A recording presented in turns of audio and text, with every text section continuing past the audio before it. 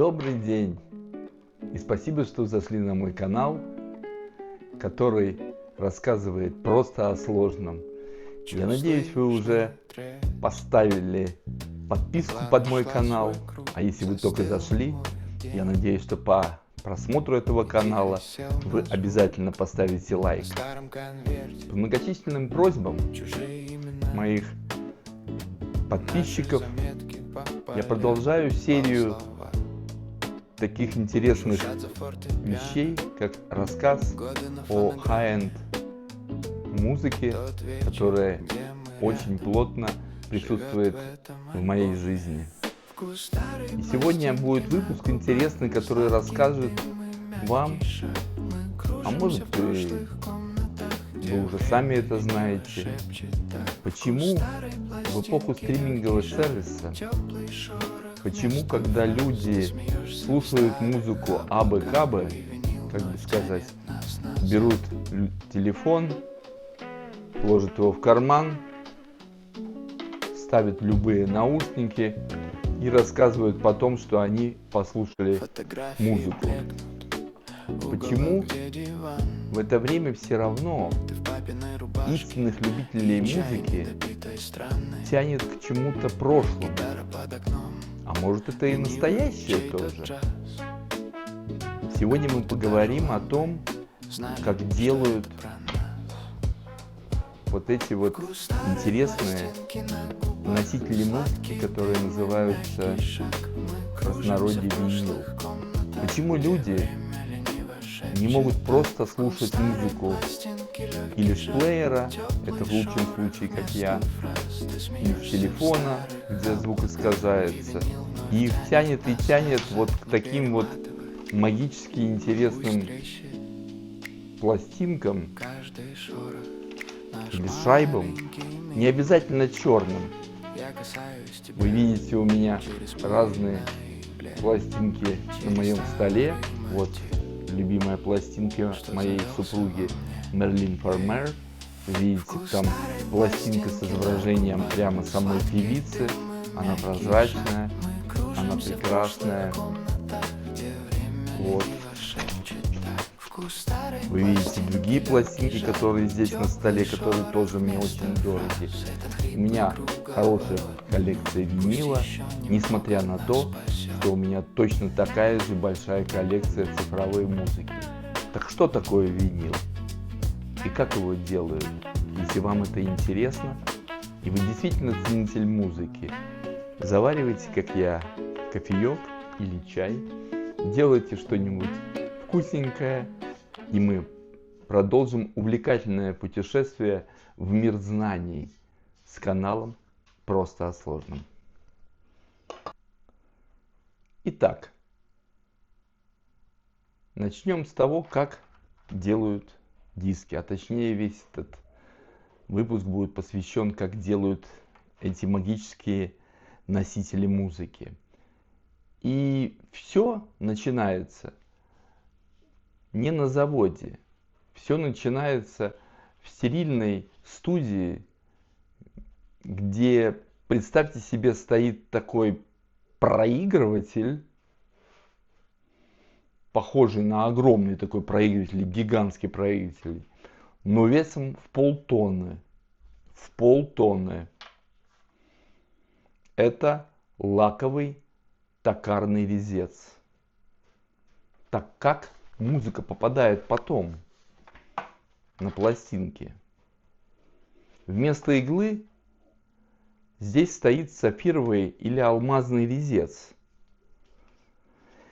На него подается мощный сигнал, звуковой сигнал, и этот сигнал вгрызается. А куда он вгрызается? Он вгрызается в алюминиевый диск, который покрыт мягким нитроцеллюлезным лаком. То есть, представляете, диск такой металлический, он покрыт нитроцеллюлезным лаком, и подается сигнал это музыка, то есть вы помните, если не помните, посмотрите прошлый мой подкаст, как музыку мы извлекаем, как механика превращается в звуковой ряд. А сейчас как бы происходит наоборот. Ну, если так по-простому, а канал-то называется просто о сложном, если вы помните, подается наоборот на иглу, на магниты подается как бы в обратную сторону.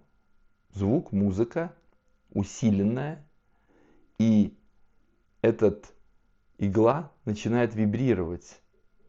А вибрируя, там такая мощная вибрация происходит, что она прогрызает, вгрызается в этом лаке целлюлезном сверху, вгрызает канавку.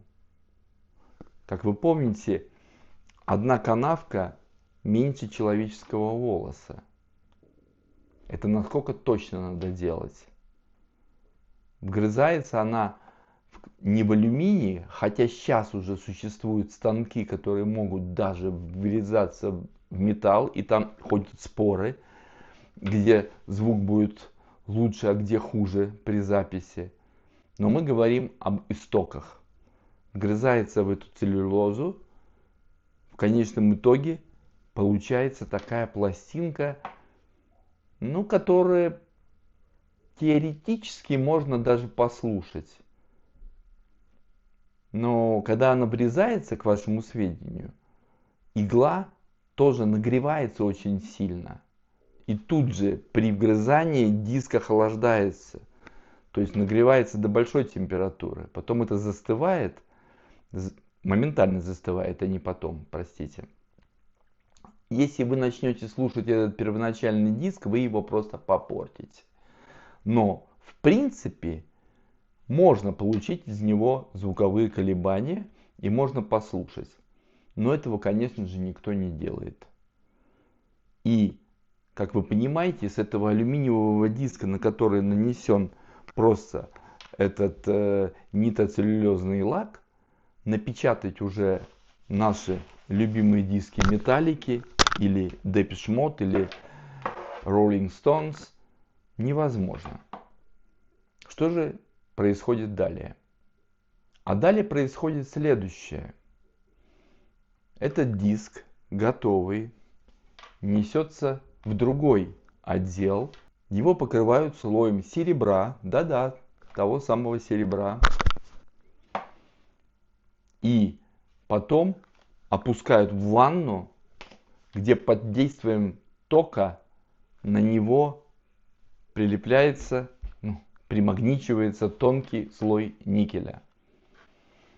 И когда это диск готов, после вот такой вот обработки, значит, вы запомнили, на серебряный диск лаковая поверхность, иголка делает канавки, после этого покрывается серебром, после этого наносится гальваническим путем серебро, и после этого можно уже делать что? Из него можно делать, ну, чтобы вы поняли, как бы негатив. То есть была одна канавка, теперь мы делаем негатив. Ну, этот негатив, когда мы сделали, он называется, ну, по-простому, вы, наверное, догадались, а может и не знаете, в индустрии производства винила это называется отцом.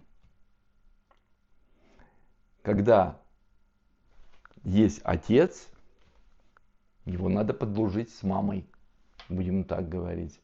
Из отца потом делают или снимают, как говорится, маму, mother, то есть маму. То есть сначала был негатив, потом снова позитив, чтобы вы не запутались. Получается мама. И вот когда мама получилась, мама что делает? Мама начинает воспроизводить деток. То есть смотрите, какой длинный процесс. Сначала это вам не на стриминг выложить музыку и не сделать винил. Поэтому каждая, вот вы видите, певцы, группы, каждая уважающаяся группа выпускает всегда винил. И подсчет очень часто ведется за счет проданных виниловых пластинок. То есть она получает потом золотой диск. Это тоже уже будет покрыто тонким слоем золота, или серебряный, или платиновый, в зависимости от того, сколько пластинок было куплено по миру. Некоторые диски, не только новые, а достаточно старые диски, имеют такие вот номинации на золотой, серебряный диск. Если я не ошибаюсь, к примеру, Depeche Mode первый диск, 101 альбом, он как раз тоже имеет номинацию «Золотой диск». Если я ошибаюсь, пожалуйста, поправьте меня. Но, кажется, имеет. Это не обязательно диск, выпущенный сейчас. Там ведется подсчет постоянно, за определенное количество времени, кажется. А может и нет, я тоже, может, ошибаюсь. Потом дается номинация. У меня до сих пор нету, к сожалению, ни одного диска моей любимой группы золотого, серебряного или платинового. Он в рамках таких. Но, может быть, когда-нибудь приобрету и повешу на стенку. Слушать его не буду. Так вот, мы возвращаемся назад о том, как эти пластинки потом диски делают. Мама начинает штамповать деток. А как производится? А что это такое вообще? Каким образом она штампует деток? И что происходит? А самое интересное, тоже вопрос. Вот вы можете остановить видео и посмотреть на пластинку. На всех пластинках находится вот такая этикетка. Лейба, будем так говорить. Вот вы остановите и подумайте, каким образом эта лейба появляется на пластинке. Остановите мое видео и подумайте. А потом дальше вы поймете, вы правильно угадали или нет. А я вам расскажу, как это происходит по-настоящему. То есть все не так однозначно.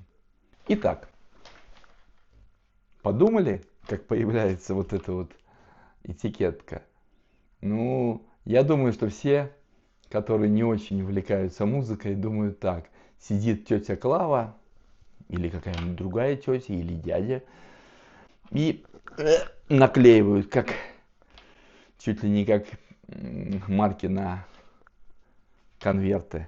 Или там станок, теперь это модно, намазывает клей и приклеивает эту лейбу на пластинку. Смотрите дальше, и вы поймете, насколько вы совершенно не правы в этом. То есть этот канал просто о сложном вам расскажет о том, как по-настоящему это делается. Смотрите, делается он, приготовляют такую заведомо уже горячую черную лепешку, будем так говорить, из поливинохлорила. Запутаюсь всегда в этом названии. То есть такой специальный пластик, будем говорить. И эта лепешка будет 180 грамм. Это как раз столько, сколько весит пластинка. 180 грамм. Инженеры, которые делают, ну или люди, которые производят эту пластинку, на заводах и везде называют ее бисквит. То есть, печенька, будем так говорить. И вот смотрите, когда вот такой бисквитик готов, сверху и снизу ставят эти этикетки. И когда они на этот бисквит ставят этикетки, огромный гидравлический пресс сжимает ее с силой приблизительно 100 тонн с температурой 160 градусов. Этикетка не сгорает. Кстати, для меня это тоже странно. Этикетка не сгорает там. И с этой температурой, представляете, такой пресс давит, и она такая по всей вот этой вот, где зажата сверху, снизу вот эти вот детки, она зажимается и полностью расплавляется этот бисквит по всей этой форме.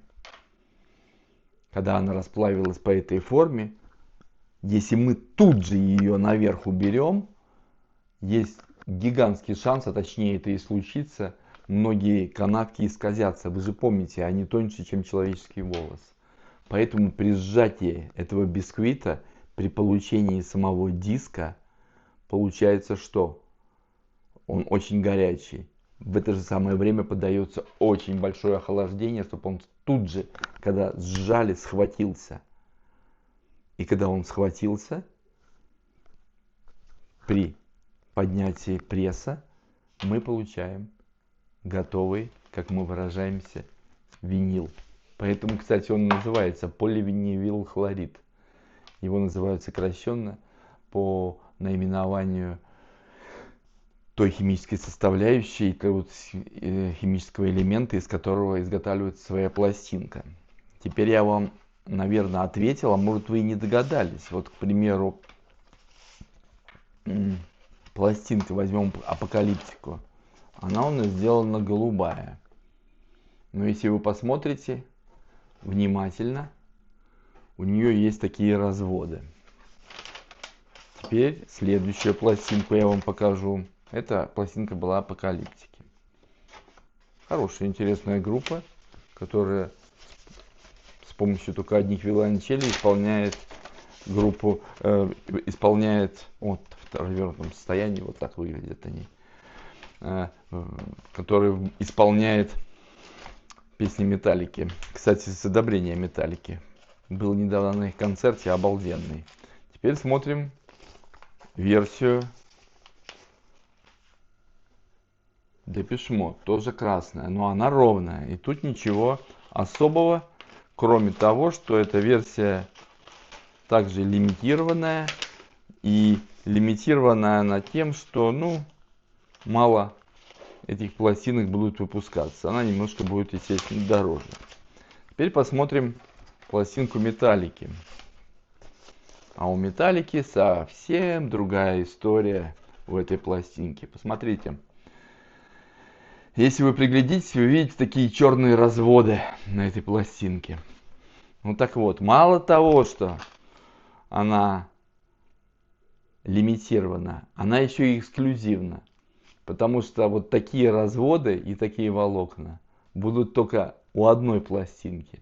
Вы понимаете, когда сжимаются, это все растекается и получается вот такая интересная форма, такая пластинка. Пластинка с Мерлин Фармер имеет фотографию, я вам сейчас покажу. То есть вся пластинка, она не прозрачная, она просто вот такая чудесная. Видите, какая интересная пластиночка. Здесь получается так, что на нее каким-то другим образом наносится вот этот вот рисунок. Если вам будет интересно, как он действительно наносится и почему вот здесь вот попал такой рисунок, а есть некоторые пластинки вовсе прозрачные, но с прозрачными достаточно просто. Вы скажете, наверное, там взяли, да, цвет черный заменили прозрачным. Смотрите, вторая пластиночка ее. То же самое тут альбом. Вот если вас интересует, и вы смотрите сейчас этот выпуск, каким образом фотографии попадают на эти пластинки, пишите мне в комментах. Если эти просмотры наберут этого выпуска достаточное количество, давайте, не менее 2000 просмотров, я сделаю специальный выпуск и расскажу вам, как появляются фотографии на этих пластинках более точно. Теперь давайте поговорим, когда наносится звук. Я сделал маленькое упущение. Когда наносится звук с помощью алюминия и нанесенный сверху лака, заведомо снижаются высокие и низкие частоты. То есть, если вы возьмете первый лаковый диск, он вообще никакой. Он вообще никакой. Если каким-то образом потом, уже не знаю каким, вы могли бы прямо этот диск послушать, вы сказали бы: о боже, что они сделали, что это за диск? Там была бы вообще ровная музыка. Остановите снова, этот выпуск полон таких интересностей. И подумайте, а почему? Вы же слушаете нормальную музыку. Почему, когда ее нарезают на лад, он вот такой? Давайте я вам скажу сейчас. Подумайте, остановите видео, попробуйте догадаться. Ну так что, не догадались? Или догадались все же? Если подать нормально, под большим усилением высокие частоты, в основном это касается, низкие частоты, простите, а не высокие. Что будет с иглой? Высокие частоты мы представляем всегда такой бум-бум-бум. Иголка тоже может начать скакать. Будут большие деформации, будет непонятно.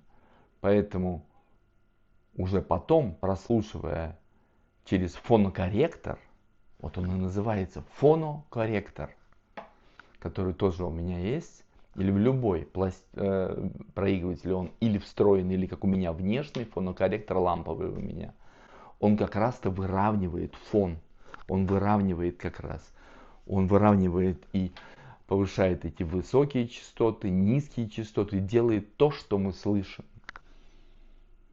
Так почему же мы любим так винил? Это может остаться, ну, как бы под вопросом вечным. Но мои наблюдения таковы. Люди слушали винил. После винила пришли компакт-диски. Винил, ну, как бы выпускается, и тут все кинулись за компакт-дисками, проигрывателями и так далее. Теперь вопрос, где компакт-диски?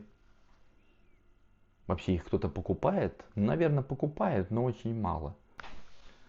Так где эти проигрыватели компакт-дисков? У меня у самого был такой Sony, такой мощный, большой, куда записывался диск, компакт-диск. Он был там против вибрации и так далее. В машинах ставили эти компакт-диски. Где они? Нету. Почему нету? Я вам скажу. Потому что никому это больше не интересно. Никому это больше не нужно. Поэтому и нету. Виниловые пластинки где-то там в сторонке все равно воспроизводят. Потому что, ну, группы печатают их и делают.